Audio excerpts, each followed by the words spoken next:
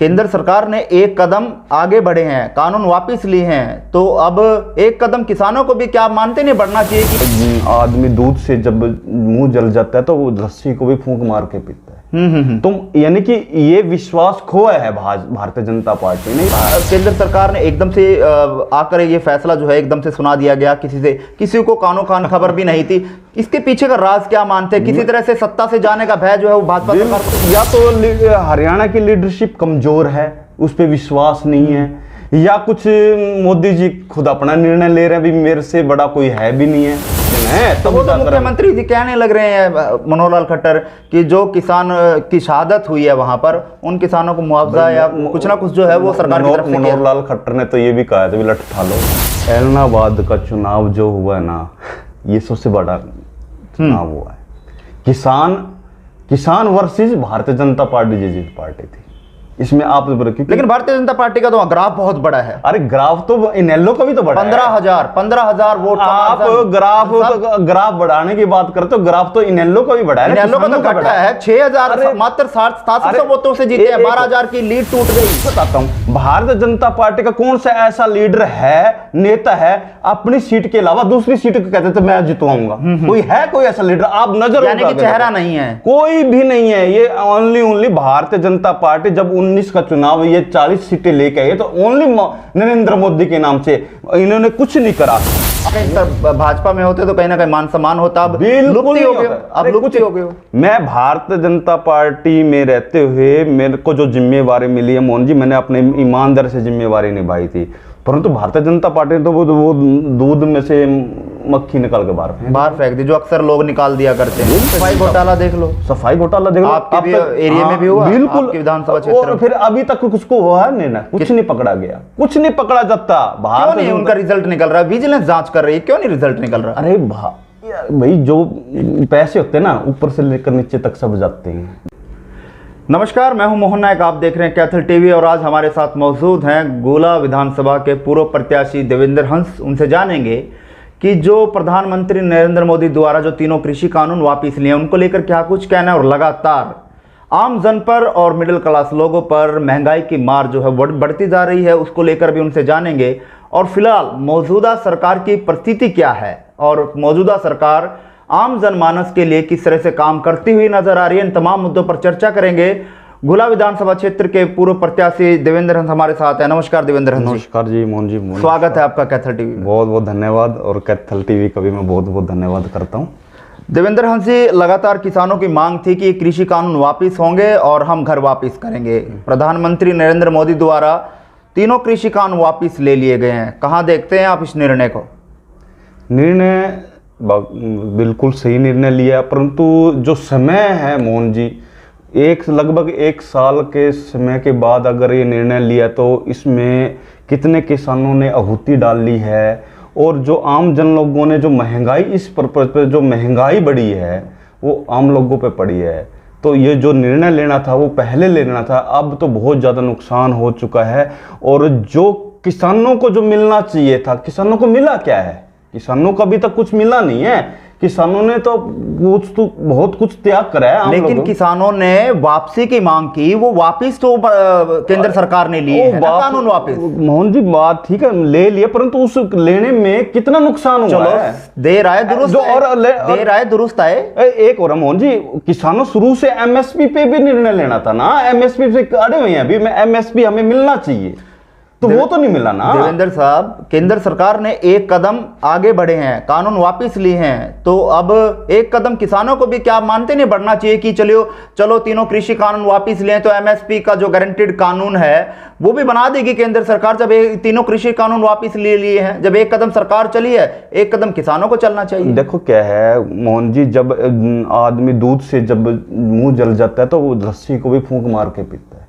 तो यानी कि ये विश्वास खोया है भारतीय जनता पार्टी ने, ये विश्वास खोया है, तो इसी करके बैठे हैं किसान। यानी किसानों को ये मालूम है कि अगर हम वापस चले गए तो एमएसपी गारंटीड कानून जो है वो नहीं बनेगा। बिल्कुल। अब हरियाणा सरकार में देख लीजिए, किसानों के लिए क्या नहीं अत्याचार करे, किसानों को रोकने के लिए बैरिकेटर लगाए, पानी की बुछारे, यानी कि सड़कें तक खुदवा दी, तो क्या विश्वास करें इनका? तो यानी कि अब जो किसान मांग कर कर बैठे हैं, क्योंकि साफ तौर पर किसानों ने कहा था, जिस तरह से पहले आंदोलन शुरू हुआ और अब तक की बात करें, जब तक प्रधानमंत्री मोदी द्वारा यह ऐलान नहीं किया गया था कि तीनों कृषि कानून वापस हम लेते हैं, लेकिन उससे पहले जो किसान थे उनकी मांग थी कि तीनों कृषि कानून वापस ले सरकार और हम घर वापस करेंगे। लेकिन अब किसान साफ तौर पर ये कहते नजर आ रहे हैं कि हम घर वापस तब करेंगे जब एमएसपी गारंटी कानून बनेगा। वापस के साथ साथ किसानों ने एमएसपी पे भी माना, भी हमें निर्धारित मूल्य होना चाहिए। क्यों नहीं होना चाहिए?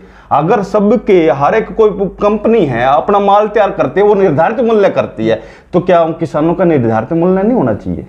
होना चाहिए। बिल्कुल। चलिए, बात आपकी हम बड़ी भी करते हैं, लेकिन किसान अभी घर वापस के लिए तैयार नहीं है। साफ तौर पर मांग है कि जब तक एमएसपी गारंटी कानून सरकार नहीं बनाती तब तक घर वापसी नहीं होगी। लेकिन देखना ये होगा कि अब सरकार कितनी जल्दी फैसला इस पर लेती है। लेकिन चर्चा के लिए हमारे साथ देवेंद्र हंस जो है वो मौजूद है। देवेंद्र हंस जी, केंद्र सरकार ने एकदम से आकर ये फैसला जो है एकदम से सुना दिया गया, किसी को कानो कान खबर भी नहीं थी। इसके पीछे का राज क्या मानते हैं? किसी तरह से सत्ता से जाने का भय जो है वो भाजपा सरकार को लग रहा था? बिल्कुल जी, बिल्कुल। आप ये देख ले, जो निर्णय जब लिया गया, संशोधन लिया 3 कानून पर, क्या चर्चा हुई है? ना किसानों से साथ चर्चा हुई है। और मेरे को ये लगता है कि जो हरियाणा की जो लीडरशिप है भाजपा की, उससे भी कोई निर्णय नहीं लिया होगा। मेरे को जो लगता है कि अब जो कानून वापस लिए तो ना किसी से डिस्कस, ना किसी से सलाह। तो कहना मतलब या तो हरियाणा की लीडरशिप कमजोर है, उस पर विश्वास नहीं है, या कुछ मोदी जी खुद अपना निर्णय ले रहे हैं, भी मेरे से बड़ा कोई है भी नहीं है। ये भी हो सकता है, मेरे को तो कुछ हिसाब नहीं। क्या इसके पीछे का आपको एक मास्टर स्ट्रोक नहीं दिखता? क्योंकि पंजाब की राजनीति को देखें, मद्देनजर रखें, तो गुरु पर्व पर इस तरह का ऐलान जो है वो किया गया है, ताकि पंजाब में आप देख सकते हैं, क्योंकि कांग्रेस जो है वो खिंडती हुई नजर आ रही है और उसमें कहीं ना कहीं भाजपा अपना गढ़ जमाना चाहती है। मैं बताऊं मोहन जी, एलनाबाद का चुनाव जो हुआ है ना, ये सबसे बड़ा चुनाव हुआ है।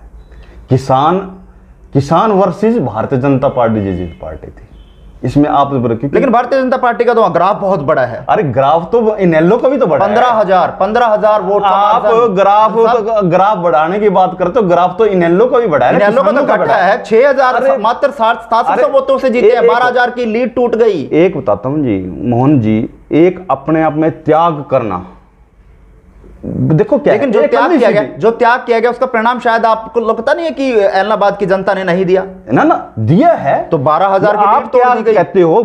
मैं जीत तो, ये हार तो तभी होगी जब कैंडिडेट बीजेपी ने दूसरा कैंडिडेट तारा।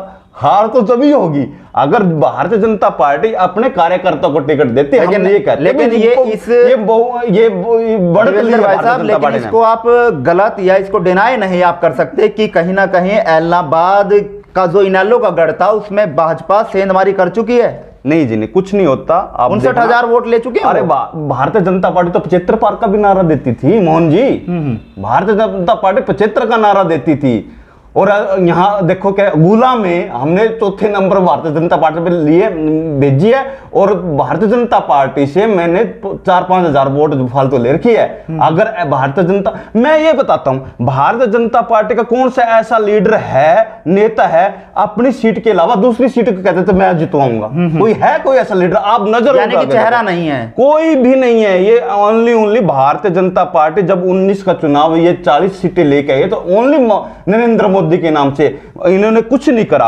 आप महंगाई का मामला लीजिए, हमने उनका सिलेंडर बांट दिया। अरे सिलेंडर बांट तो दिए, फ्री तो कर दिए, वो 400 रुपए का अब कितने 1000 रुपए का, वो किस पे मार रहे हैं? और तेल जहां 70 रुपए का था 200 रुपए का। यानी अडानी अंबानी वाली राजनीति जो है वो की जा रही है।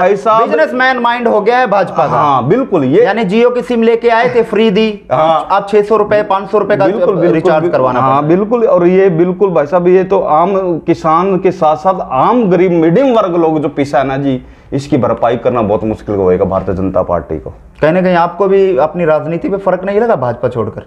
ना, मेरे को तो देखो, भाजपा छोड़कर मेरे को जो मान सम्मान लोगों ने दिया है, मैं एहसान हूँ भारतीय गोला कौन जनता का।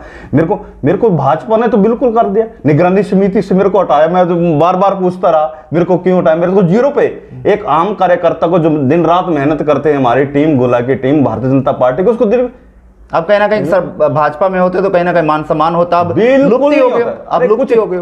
मैं भारतीय जनता पार्टी में रहते हुए मेरे को जो जिम्मेवारी मिली है मोहन जी, मैंने अपने ईमानदारी से जिम्मेवारी निभाई थी, परंतु भारतीय जनता पार्टी ने तो वो दूध में से मक्खी निकाल के बाहर फेंक दी, जो अक्सर लोग निकाल दिया करते हैं। बिल्कुल बिल्कुल, और इसका भुगतना पड़ा भारतीय जनता पार्टी। मौजूदा हरियाणा सरकार की परिस्थितियों की अगर बात करें, किस तरह से चल रही है? क्या सही तरह से, जिस तरह से जनता ने वोट देकर सरकार चुनी थी, गठबंधन सरकार किस तरह से चल रही है? गठबंधन सरकार में तो अपना श्रेय लेना, वो जेजेपी वाला कहते हैं 3 कानून मैंने ही कैंसिल करवा दिए हैं, भारतीय जनता पार्टी कहते हुए उनको तो पता ही नहीं है भी क्या होने वाला क्या नहीं है, उसको छोड़ो।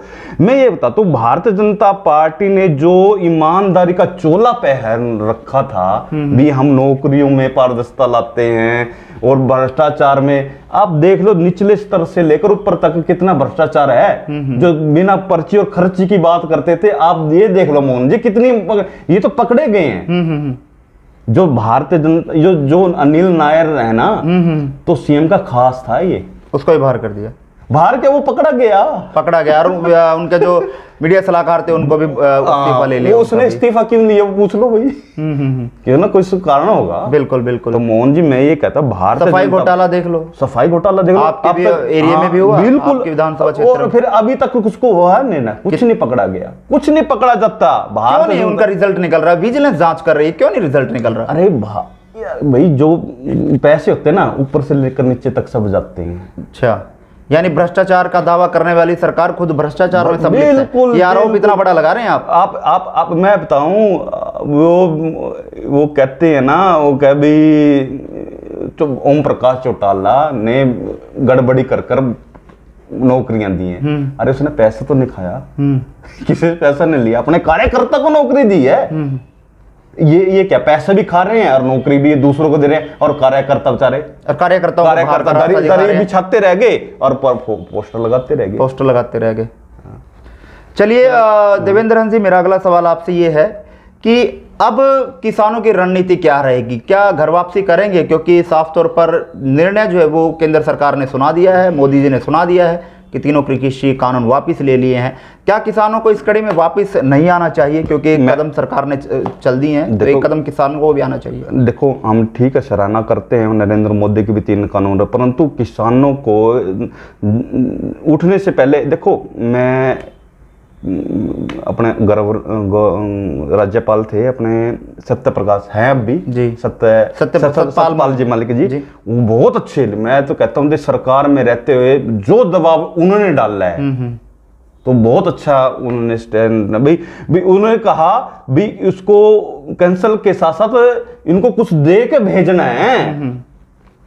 उसने बहुत अच्छे, ऐसे नहीं है उन किसानों को यहां से उठाने से पहले पैसे कुछ देकर भेजना है। तो वो तो मुख्यमंत्री जी कहने लग रहे हैं मनोहर लाल खट्टर कि जो किसान की शहादत हुई है वहां पर, उन किसानों को मुआवजा या कुछ ना कुछ जो है वो सरकार की तरफ से। मनोहर लाल खट्टर ने तो ये भी कहा था, लठ उठा लो, लेकिन उन्होंने अपना बयान वापस भी लिया, उन्होंने बयान वापस तो ले लिया। क्या वापस लेने से, एक ऐसे ओहदे पर बैठे हैं, ऐसे संवैधानिक पद पर बैठे हैं, ऐसे भाई कार्यकर्ता को कह रहे हैं भाई आप लाठी उठा लो। अरे कार्यकर्ता लाठी उठाने के लिए थोड़ी है, आप अपना निर्णय लीजिए। चलो देवेंद्र हंस जी, अब आपकी राजनीति कहाँ चल रही है? राजनीति किस दौर से चलेगी? क्या राजनीति आगे का सफर किसी पार्टी से करेंगे या आज़ाद उम्मीदवारी ही गोला विधानसभा क्षेत्र से अपनी राजनीति की शुरुआत तो है ही, आगे बढ़ेंगे? देखो, अभी तक जो गोला की जनता जैसे कहेगी उस हिसाब से चलेंगे, परंतु अब हमारा ये है, मेरा जो उद्देश्य है भी किसानों के मुद्दे को ज़्यादातर उठाना, मांग उठाना है किसानों के। देखो चलो, करना तो किसानों नेताओं ने है, जो गिलहरी का वैसे उदाहरण भी, जो गिलहरी ने काम करा हम वैसे ही काम करते हैं बाकी। और मैं किसानों को भी बधाई देता हूं और आप जैसे मीडिया का भी धन्यवाद करता हूं। निरंतर किसानों के लिए आप लड़ते रहे, आवाज़ उठाते रहे। मैंने कई ऐसे अनशन वगैरह में गए हुए हो आप, एजिटेशन वगैरह में मैंने देखा। बहुत बहुत आपके कैथल टीवी और आपका बहुत बहुत मैं धन्यवाद करता हूँ इस मुहिम में। आपने जैसे बहुत अच्छा है, और जैसे घोटाले वगैरह, सफाई घोटाला में जैसे आपने जो भूमिका निभाई है, छोटी छोटी समस्याओं को गांव की या शहर की भी आपने बहुत उठाया। मैं आप चैनल कैथल टीवी चैनल को आपका बहुत बहुत धन्यवाद करता हूँ। चलिए, बहुत बहुत धन्यवाद देवेंद्र हंस जी।